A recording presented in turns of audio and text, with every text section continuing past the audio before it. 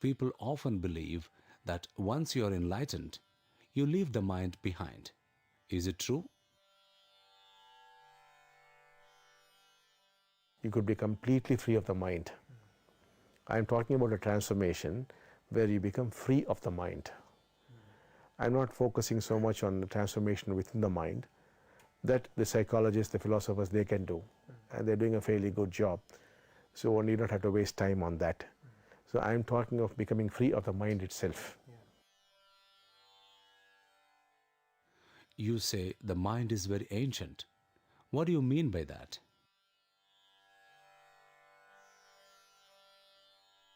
By that I imply that basically its structure has not changed. That fear is still at the core of the human mind. Earlier it could have been fear of the tiger or the lion, but today it is fear of the stock market. It could be fear of losing a job. You could have been anxious about the weather. Today you're anxious about your job and other things. And the same craving is there, the same desires are there. The object of desire has changed, but the desire to be something else is still there. So fundamentally man has not changed. That's why I call the mind very ancient. Only the objects have changed. The objects of craving, the objects of fear, the objects of anxiety, they have changed. But fundamentally it's the same old mind, living continuously in fear, continuously becoming, moving from what you are to where you want to be. It does not stay put. It is not where it should be. So it's continuously moving away from where it is. And this movement is in fear. So that way there's basically no change in man. So I do not see any change in between the Homo sapiens and Neanderthal man. Because we have the ability to experience people who lived earlier. So we see they're fundamentally the same. The biggest gift you are offering seems to be that effort is not necessary on the path of enlightenment. It sounds incredible.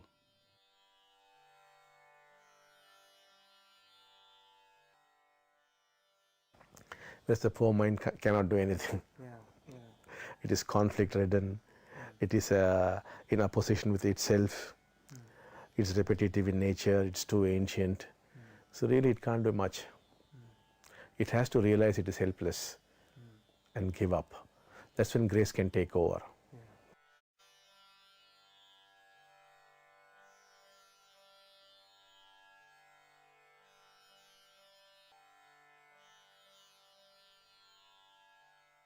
Would you throw some light on the various stages of enlightenment?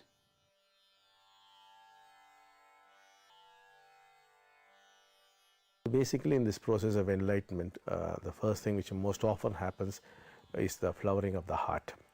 That is, you for the first time discover real compassion, real love for other human beings.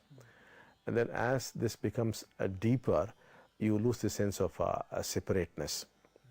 Even at this point, we really do not call you fully enlightened. We call you fully enlightened only when you are experiencing reality as it is. But to experience reality as it is, these are some kind of prerequisites. Only then it happens in a big way. So these may be called stages of enlightenment. Is enlightenment synonymous to oneness? That is equivalent to oneness. But of course oneness itself takes off from there, and then it finally becomes oneness with God, or oneness with cosmic consciousness. It is the ultimate oneness. Is each person's enlightenment absolutely unique? Is absolutely unique. It depends upon his background, his conditioning, what happened in his childhood, his own seeking, his religious conditioning. So all these things are involved. How do you give enlightenment? How is it possible to give it to another? Yes. Basically it is what we call the process of Diksha. And this Diksha is some kind of electrical energy which translates into some kind of a hole in the mind of man. We believe that the mind of man is like a wall which divides man from God. The Diksha, though it is some kind of electrical energy, it does make a hole in this wall which we call the mind. Once that happens, a man and God come to relate to each other. And the way they would relate depends upon his background, his conditioning, his aspirations in life, his education. So many factors are involved. And then thereafter, it is God who gives enlightenment. Whether we call it God or cosmic consciousness or nature, call it what you want. So that takes over. Is this something for which you have been preparing for a long time? Yes, my whole life has been some kind of preparation for this ever since I was a child. My only concern was how to liberate man from his suffering. These were not things which I arrived at through my own life experience, because I myself was a child. Rather, I was forced to be concerned about man's suffering and to work for that. That is why I am an avatar, because I never arrived at these conclusions. I was just made to do these things by a higher energy, by a higher force, which we call the divine energies or God. That's why I am an avatar. So ever since I've been a child, I've been made to do certain practices. No human made me do these things, but I was made to do these things by higher energies. So I've been doing all that for many years. So that has given me the ability to directly, I myself do not give Diksha. I make others give Diksha. So I'm more like a powerhouse, and the others are like stepped-on transformers who receive the energy and then pass it on to people. Yeah. So my function is to remain as a powerhouse for some time. That's how Diksha is given and how enlightenment or God realization occurs. Does the Diksha process affect the brain? Yes, when we give Diksha, it's more like passing on some kind of electrical energies, which do affect the brain and the spinal column and what we call the ductless glands or the chakras.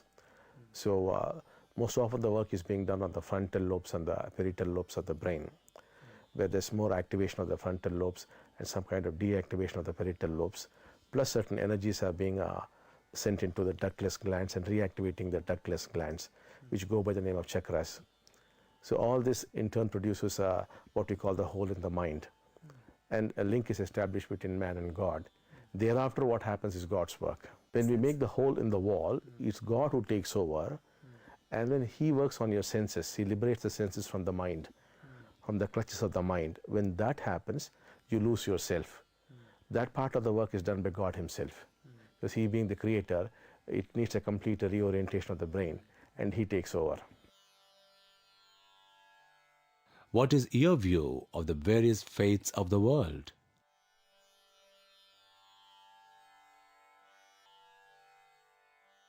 I believe that different religions are required to handle the different needs of the people. I have seen people sometimes require a particular religion to handle a particular problem, or because his background needs the inputs of a particular religion.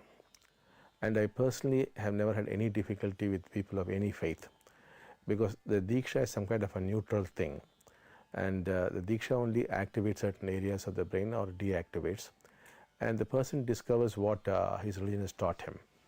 So he discovers the truths of his own faith, because what I do or teach is not a new faith, is not a new religion, is not anything new at all. It merely helps you to discover what you have been seeking all these years.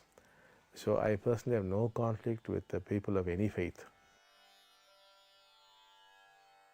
Apart from the gift of enlightenment you offer, we also see the same kind of miracles and healings that happened around Jesus happening again right now.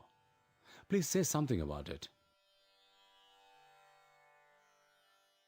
Yes, I would say that this is the continuation of the work which Christ left behind.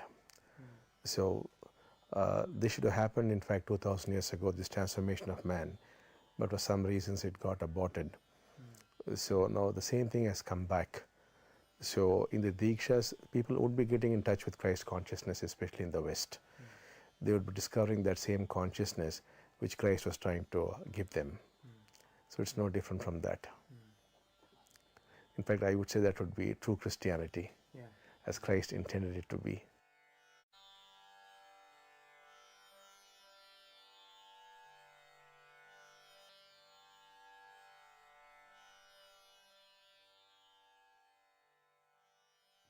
How is it that the Dikshas are becoming more and more powerful with every passing day. This phenomenon is about 12 years old, and we have found that at certain intervals it becomes more powerful. So what we have discovered is the more the people who get that state, it becomes easier to get that state. So obviously there is a field which is absorbing all these transformations and is able to transmit to others much faster. We can see it in action. We have heard you say that we need 64,000 people to alter human consciousness. Why that number? Because somehow that seems to be the necessary number for making this happen very spontaneously. It seems to have something to do like with figures like if you have 33,000 births, you have one twin birth. If you have 33,000 twin births, you have a triplet. And 33,000 triplets, you have a quadruplet. Then the cycle stops and a fresh cycle begins. So that there seems to be some connection with these numbers. But these are factors which have been revealed to us. We don't fully understand the dynamics, but these were revealed to us. We go on the basis of a revelation. A revelation not which comes to one person, but which happens to a lot of people over a long period of time, which is what we accept as revelation. That becomes our roadmap.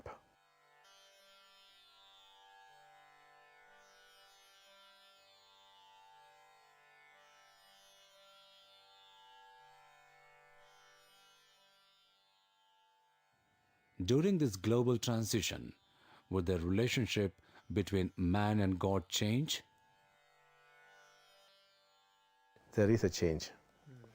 Something very epochal is happening here. There's a definite change. Man is coming God is coming very close to man, and man too.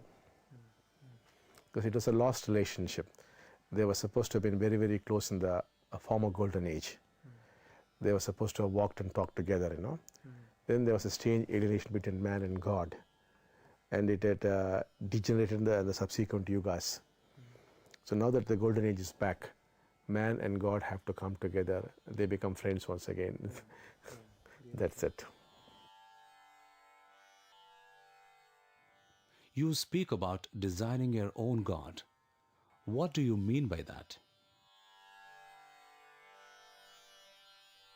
When I say designing your own God, I don't mean that you create your God. A God is somebody who creates you and you don't create God. But then the way he's going to treat you, the way he's going to conduct himself with you, depend upon how you expect him to conduct himself with you. This is taken from the Hindu concept of Bhakta Paradina. That is, God is dependent on the devotee. So if he wants him to be a friend, he behaves like a friend. If you want him to behave like a mother, he behaves like a mother. So it is in your hands to design the way he's going to behave with you. That's what I say, you create your own God. Would a difference in one's perception of God make it easy to receive this gift?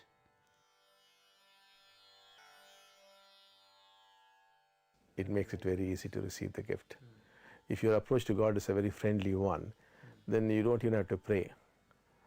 Just you ask him and he gives it to you. And thousands of people have this kind of relationship. So I'm only talking only when people have really achieved it, not before that. So people have made God their friend. They live with a friendly God. Is God masculine and feminine as well?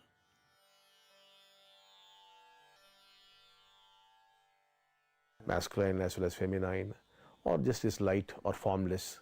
It all depends on you. Many have only formless God. Many have it as light. Some even have as both male and female. The complete freedom is the person's. It's the individual's choice.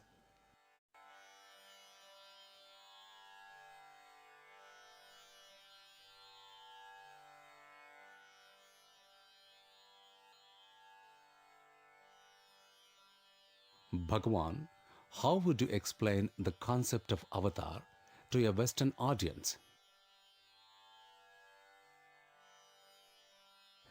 An avatar could be a musical avatar. He could be a mathematics avatar, he could be a political avatar, he could be a spiritual avatar. By avatar, what is meant is somebody who comes with a specific mission on the planet and who is divinely inspired and through whom divine energies flow. So that's what is meant by the word avatar.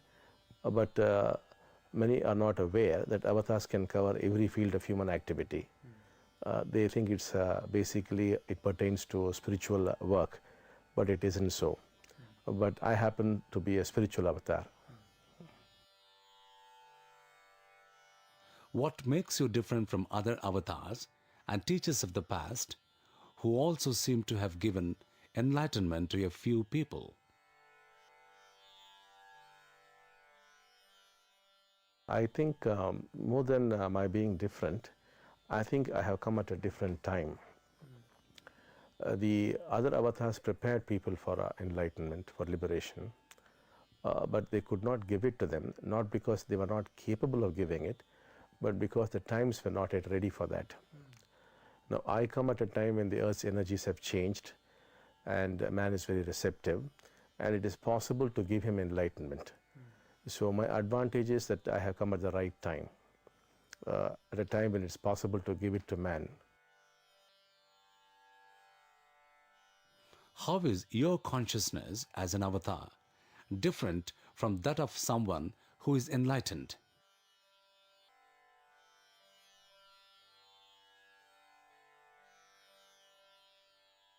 Yes, at this point of time, the only difference could be in the intensity of the awareness or the intensity of the bliss. But otherwise, there's no basic fundamental difference. But as his nadis open up, they become stronger. His levels of awareness also would increase, and the gap would soon close. But it would take a little time. But fundamentally, there's no great difference, except that I got some additional facilities. Like I can see what's going on in some other place, what's happening in somebody's mind, how to help him. I can really interfere and help him in his life by taking what we call sankalpas, or strong wishes. So, but these two people will be able to acquire in course of time. Already a few of them have acquired this in small measure. So you and Amma are both avatars?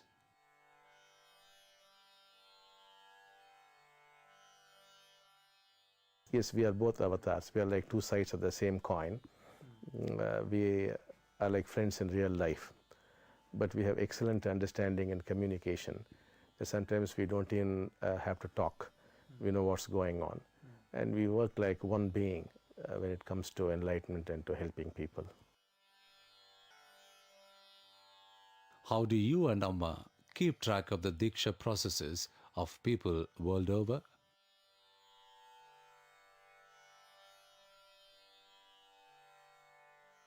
Actually, we function at two levels.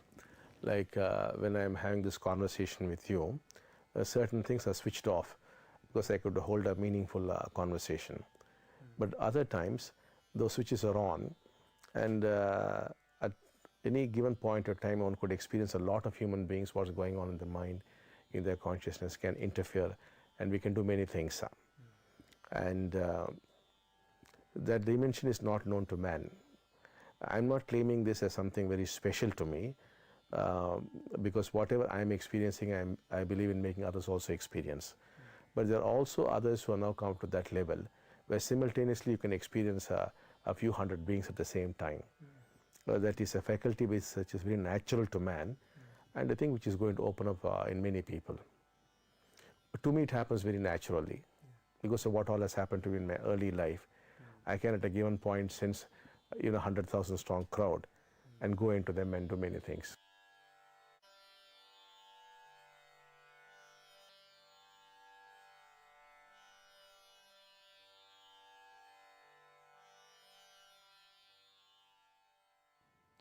People have been seeking enlightenment over several lifetimes. How is it possible now? See, when I look at a person, I do not see him as a first-timer. I can only see millions of years behind him. So I believe that all of humanity have finished all the work they need to do. I think everybody is well prepared through so many lives. and therefore now is the time to get it. All the hard work has been done. I think everybody has done his hard work, and the fruit is there to be had. Bhagwan, when you say people will become enlightened spontaneously, what will this look like in practical terms?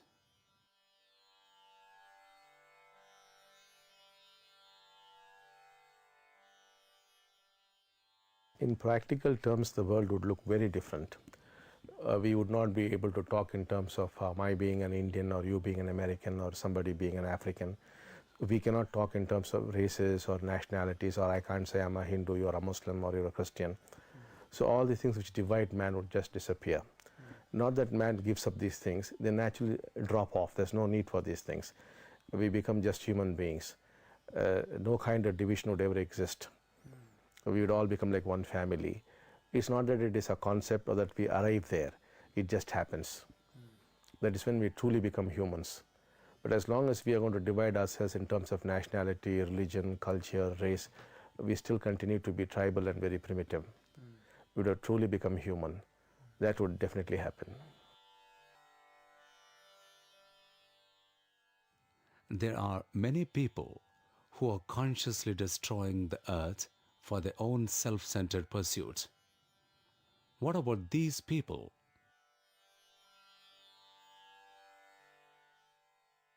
All this would dramatically change. Because man would soon realize that earth is a living organism, that he depends on it like his mother. So nobody would even dare think of harming the earth. Not as some kind of education, but as a natural happening. That's what would happen. So we are going to see a very different earth, a very different world. I'm not speculating, I'm just speaking directly from the visions thousands of people have had over the last decade from various continents, in fact. Many scientists are predicting global warming, possible ice age, or a major environmental catastrophe. You, on the other hand, are so sure of planetary enlightenment. Their predictions are quite true, but what they are not aware of is that we have seen in our visions a great transformation sweeping across the planet, which in turn prevents these things from happening. And already we are seeing signs of people becoming enlightened. We are seeing it in some Indian villages, how it's able to spread rapidly, and the consequences on the environment we're able to see on a very small scale. So from that we are able to predict that on a global scale, this transformation is going to occur, which is what is going to save the earth. If that does not happen, then what the scientists are predicting would very well come true. But there's no need for them to lose hope. That things are going to change dramatically. In a very unexpected way, things are going to change. That's why, in fact, we are telling people the house is on fire. Let us move faster. Let's hurry up. When people become enlightened as a collective, would it actually change the physical quality of the earth also?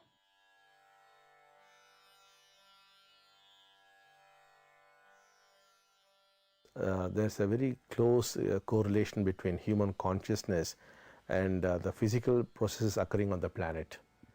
So the moment the conflict levels are reduced in human consciousness, we find dramatic changes at the earth level also. Like you will find a reduction in insects, in pests, and the nature behaving in a much better way, reduction in floods and volcanic eruption. All these things are a natural consequence of the reduction of conflict in man's consciousness. Because there is such a close correlation between the two. So, Bhagwan, do you have any plans to travel outside India? Certainly not in the near future. Okay. Maybe sometime it may be possible. Because I don't really need to travel. I can do my work from wherever I am. Do you feel your work would be over sometime?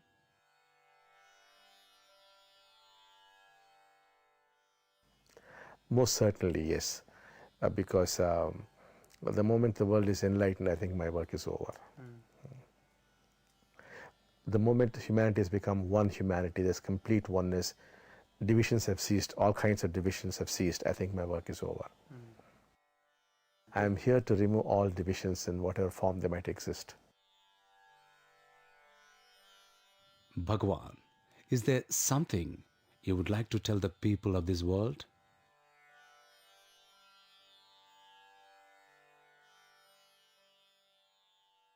I would like to tell them that though humanity faces a lot of obstacles and danger seems to be lurking around the corner, I would like to tell them that redemption is around the corner, that we are going to make it.